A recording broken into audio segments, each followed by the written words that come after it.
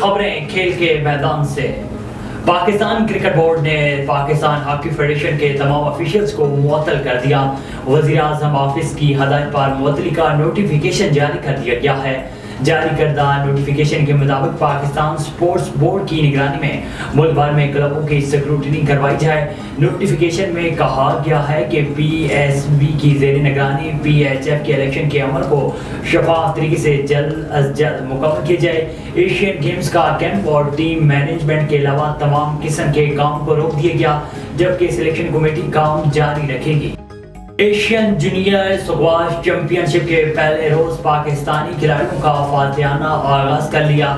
30ویں Asian junior squash champion شپ چین میں شروع ہو گئی۔ پہلے روز پاکستان کے تمام پلیئرز نے مختلف ایج گروپس میں اپنے اپنے میچز جیت لیے۔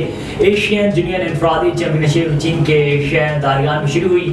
پہلے روز انڈر 19 میں پاکستان کے انس علی شاہ نے پہلے میچ میں ملیشین پلیئر تھویوان کو 3-1 سے ہرایا۔ ملیشین پلیئر کے خلاف انس کی جیت کا سکور 11-4، 8-11، 11-6 اور 11-3 رہا۔ دوسرے راؤنڈ میں انس انڈیا کے سوریا ماوت سے مقابلہ کریں گے۔ قومی کرکٹ اسکواڈ کے پاکستان میں دستیاب کھلاڑی آج سپورٹس سٹاف کے ہمراہ سری لنکا روانہ ہوں گے۔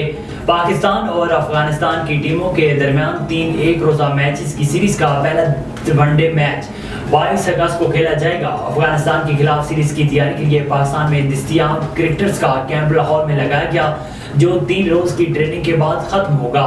آخری روز کھلاڑیوں نے سینیارو میچ کھیلا۔